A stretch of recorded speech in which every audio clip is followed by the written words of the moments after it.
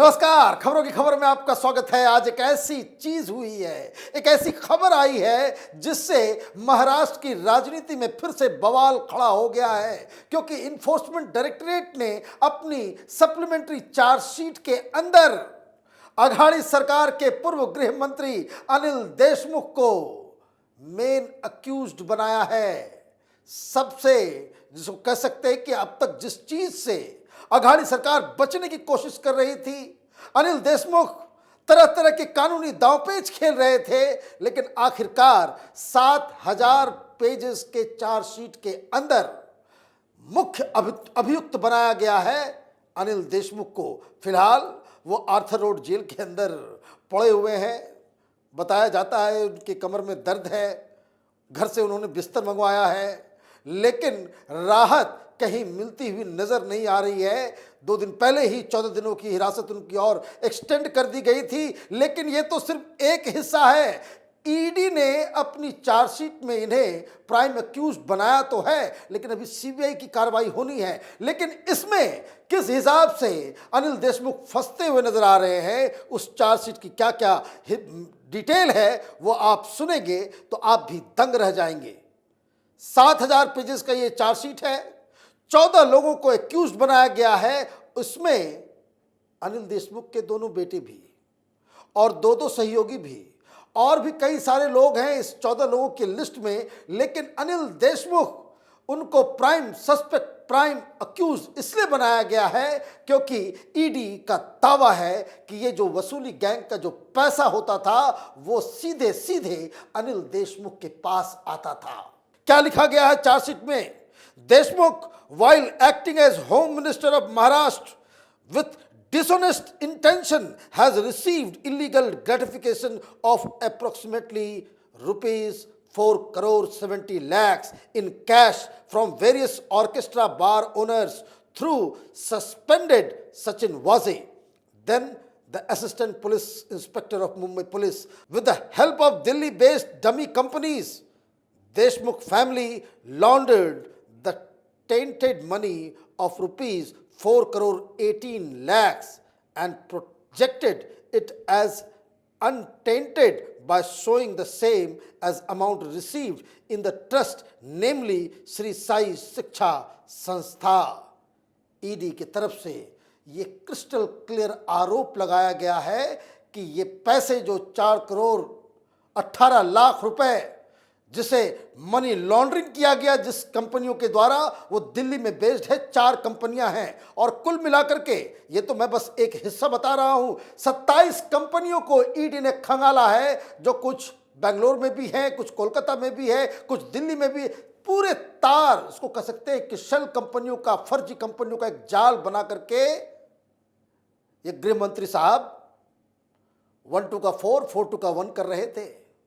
और इन सब के दस्तावेज, इनके सबूत, सारी चीजें वो दी गई हैं। अब सवाल ये उठता है कि हिंदुस्तान के अंदर और खास करके महाराष्ट्र में कोई लोक लज्जा है या नहीं?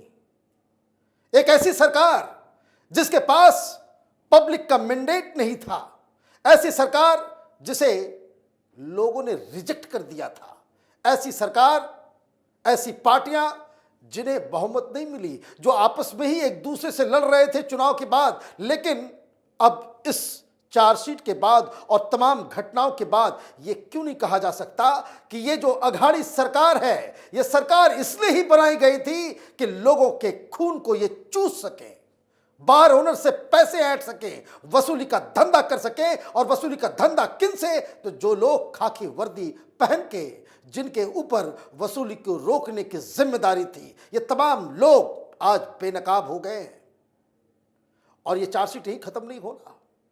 इस चार्जशीट में आगे लिखा गया है, the chargesheet also includes the statement of around 1 dozen IPS SSP cadre officers who allegedly obtained their posting on recommendation of Deshmukh when he was the state home minister। Home minister, chief minister के बाद अगर कोई powerful मंत्रालय अगर होता है तो वो गृह मंत्रालय होता है, और उसका मंत्री इस तरह के काम को कर रहा है और ईडी इस तरह के आरोप लगा रही है।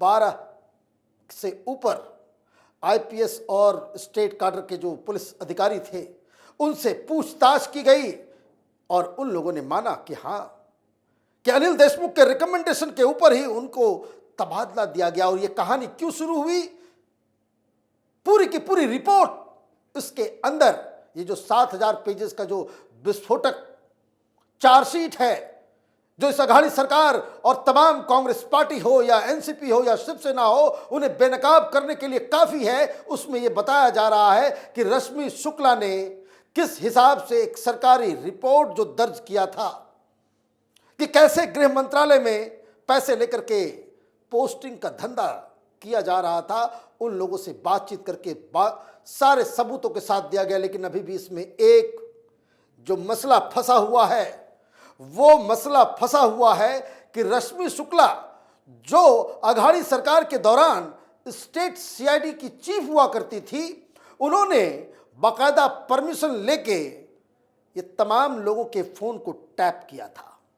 उसकी पूरी रिकॉर्डिंग है, डाटा जीबीज में है, और इसलिए वो डाटा की क्या क्या बात हो रही थी, कौन बात कर रहा था, ये शायद सीबीआई के चार्जशीट में से दिखाया जाए।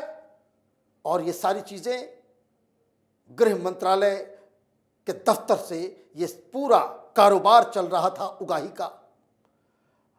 ईडी की तरफ से कहा गया कि इन्होंने लाख कोशिश की कि वो जो रिकॉर्डिंग है वो रिकॉर्डिंग उन्हें मिल जाए, लेकिन ईडी तक वो रिकॉर्डिंग अभी तक नहीं पहुंचा है। अब कोर्ट के आदेश से शायद सीबीआई को मिले या सीबीआई के पास ऑलरेडी हो, जिसकी विवेचना हो रही होगी। लेकिन समझिए कि इस ऑडियो टेप के का भी एक बड़ा खेल है। रश्मि शुक्ला जो कि ईमानदार पुलिस अधिकारी थी, उनको जलील किया गया। वो तो अब छोड़ करके वो सेंट्रल डेपुटेशन में हैदराबाद में है, बताया जा रहा है आजकल। उन्होंने सारे लोगों की जो टेप रिकॉर्डिंग्स की, जो टैपिंग किया बाकायदा अधिकृत होकर के, और जो सारा रिपोर्ट जो उसने तैयार किया था, उन्होंने कुंते साहब को दिया था। उसमें एडिशनल सेक्रेटरी हुआ करते थे, अभी वो चीफ सेक्रेटरी है महाराष्ट्र के। तो कुंते साहब को उन्होंने दिया और कुंते साहब ने मुख्यमंत्री उद्धव ठाकरे को ये सारी चीजें दी। मतलब रिकॉर्डिंग भी सरकार के पास है, पूरी रिपोर्ट सरकार के पास है, लेकिन उस पर कोई कार्रवाई नहीं हुई। अब सीबीआई और ईडी के पास कोर्ट के जरिए वो मिलेगा तो अलग विस्फोट होगा। लेकिन ये कहानी इतनी सिंपल निकलेगी, ये वसूली कांड का पूरा खेल जिसको कह सकते एक ओपन एंड शट केस होगा, ये किसी ने सोचा नहीं था। अब जैसे जैसे इधर अनिल देशमुख फंसते चले जा रहे हैं, राजनीति में भी बवाल हो रहा है। सदन चल रहा है, मुख्यमंत्री है ही नहीं, वहां पे स्पीकर का चुनाव होना है, चुनाव हो ही नहीं रहा। एनसीपी मना कर रही है, शिवसेना चाह रही है, पता नहीं कौन क्या करना चाह रहा है, कुछ पूरी तरीके से। और सिर के ऊपर कोरोना का खतरा फिर से मंडरा रहा है। समझ में नहीं आ रहा कि महाराष्ट्र के अंदर में वहां की सरकार वो कुर्सी बचाने में ज्यादा ध्यान दे रही है या फिर लोगों की सेवा करने में। लेकिन एक बात तो साफ है इस चार्जशीट से कि सेवा, और मजेदार बात क्या है, मुझे कभी कभी याद आता है तो हंसी आती है कि जब ये अघाड़ी को बनाया जा रहा था, कांग्रेस पार्टी को गालियां देकर, एनसीपी को गालियां देकर के शिवसेना ने चुनाव जीते। एनसीपी और कांग्रेस पार्टी ने भारतीय जनता पार्टी और शिवसेना को कम्युनल कह के वो तमाम सीटों को उन्होंने जीता। और जब सरकार बनाने की बारी आई तो इन्होंने कहा था कि भाई किसानों की सेवा करने के लिए हम ये अघाड़ी सरकार बना रहे हैं। किसान तो बेचारा चला गया गर्त में। महाराष्ट्र के अंदर में आत्महत्या की कमी नहीं है, किसानों की स्थिति में कोई सुधार नहीं हुआ, कोई कर्ज माफी नहीं हुई, कोई उद्धार नहीं हुआ। लेकिन इस सरकार के बनने से कई सारे मंत्री, कई सारे पुलिस अधिकारी, कई सारे और भी अधिकारी, कई छुटभैया नेता माला माल जरूर हो गए। इस चार्जशीट के बाद अब आगे की कार्रवाई पे हमारी नजर बनी रहेगी।